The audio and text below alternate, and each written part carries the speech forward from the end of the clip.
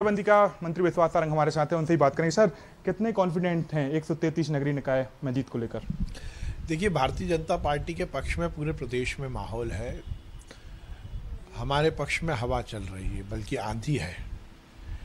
प्रदेश की जनता ने माना है, चाहे वो गांवों में रहती हो या शहर में, नरेंद्र मोदी जी की विकास के एजेंडे को, शिवराज सिंह चौहान जी के विकास के एजेंडे को मध्य प्रदेश का नागरिक चाहता है कि उसके गांव, उसके शहर में भी हम स्थापित करें।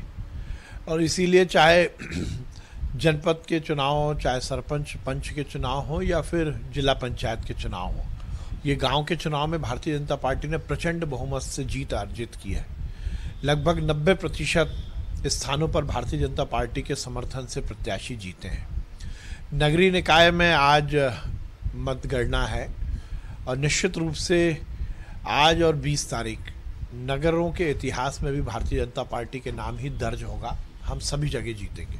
कम वोटिंग परसेंटेज का कहा जा रहा था, कम वोटिंग हुई, आप लोगों ने नाराजगी जताई थी, उसका कुछ असर तो नहीं होगा? नहीं, देखिए, भारतीय जनता पार्टी की जीत में कहीं किसी तरह का कोई संशय नहीं है।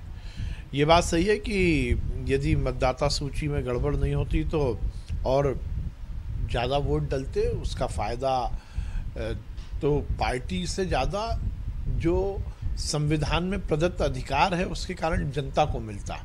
यदि कोई व्यक्ति 18 साल से ज़्यादा का है तो हिंदुस्तान की संविधान ने उसे अपना मत का अधिकार दिया है। यदि वोटर लिस्ट में यदि दिक्कत आती है, गड़बड़ी होती है, तो आम मतदाता के साथ कुठाराघात होता है। तो कम मतदान या ज़्यादा मतदान से भारतीय जनता पार्टी को फायदा और नुकसान की बात नहीं। भारतीय जनता पार्टी जीतने वाली है, प्रचंड बहुमत से जीतेगी। कांग्रेस कह रही ईवीएम में आप लोग छेड़छाड़ कर सकते हैं। कमलनाथ जी ने तो हेलीकॉप्टर तक तैयार किया है कि तुरंत ही पहुंचेंगे, कहीं पर सूचना मिली किसी तरीके से गड़बड़ी हो रही तो हेलीकॉप्टर के साथ लीगल टीम के साथ पहुंचेंगे वहीं पर। दिक्कत तो यही है कि कमलनाथ जी हेलीकॉप्टर से नीचे नहीं उतरे।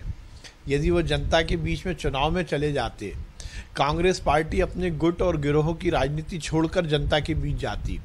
कांग्रेस की सरकार 15 महीने जो उन्हें मिले थे उसमें भ्रष्टाचार नहीं करती।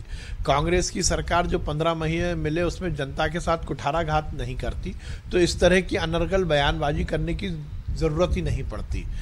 ईवीएम में गड़बड़, चुनाव आयोग गड़बड़ कर रहा है, प्रशासन गड़बड़ कर रहा है, मंत्री गड़बड़ कर रहे हैं, गुंडागर्दी हो रही है, ये सब हारी मानसिकता के परिचायक हैं।